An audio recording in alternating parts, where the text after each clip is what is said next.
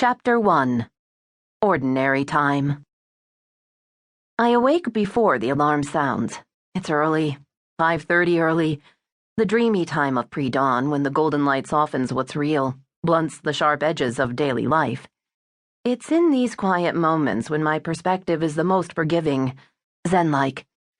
There are many paths that lead to happiness, this enlightened outlook reminds me, knocking out of the way my judgmental point of view that admonishes me for making wrong turns.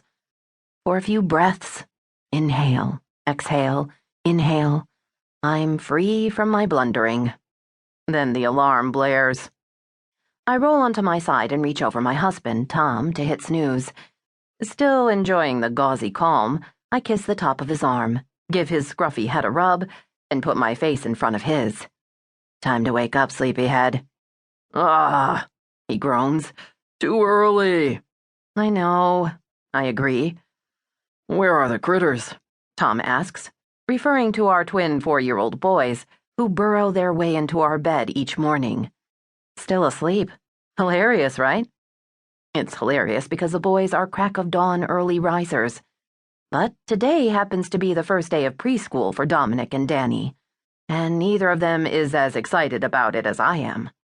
I adore the boys, and while I routinely stare in wonder at the pint-sized cuties, identical with their skin as fair as alabaster and hair as glossy as black licorice, I'm still beyond eager for school to start, checking off each day on the calendar for the past month with a thick, indelible Sharpie.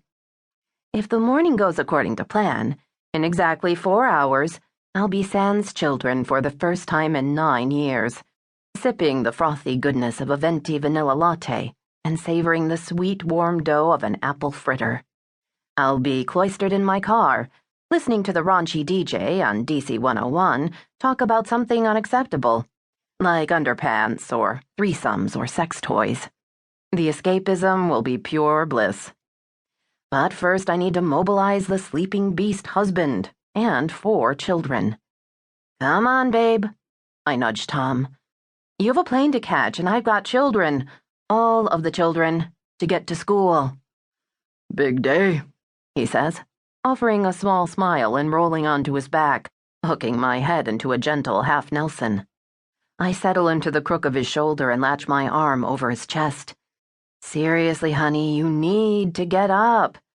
I've got to get the girls to the bus stop and the boys to preschool, and I really don't have time to help you get out the door this morning. You're on your own. Just give me a minute. Tom reaches for the remote and turns on the news. Traffic and weather. And then, in the next instant, even though I'm still pressed up against him, we're no longer snuggling. It's more like a judge has just issued a heavy thud of his gavel, delivering a guilty verdict, sentencing me to life.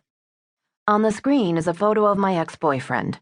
The crawler below it reads, Virginia Attorney General Landon James declares intention to run for Senate seat in Virginia. Landon James, the darkest of the many wrong paths I've taken. The golden hue of the room brightens to white. The soft edges render into right angles. My life, husband, kids, house, and an unforgiving past. Even though I haven't seen Landon in person in nearly a decade, he still occasionally tromps through my life, leaving designer footprints. I met Landon a lifetime ago, though I remember our first meeting as clearly as I can recall the scent of my children's skin. I was only 19 when we first met, 23 when we were reintroduced, 29 when I finally got sober from his brand of loving me and then pushing me away. The fact that he took things from me and never gave them back, a decade of my life, a piece of my heart, and the end of the thread that could unravel my entire life, is never buried far enough in my thoughts. Tom slides his arm from around me and is already on the way to the shower before I can call to him. Tom? Nothing like seeing Boy Wonder first thing in the morning, Tom grumbles before he turns on the water.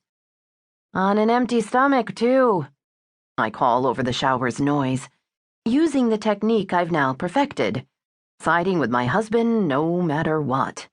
Years ago, there was one argument, the nadir of Tom and my mud wrestling over Landon.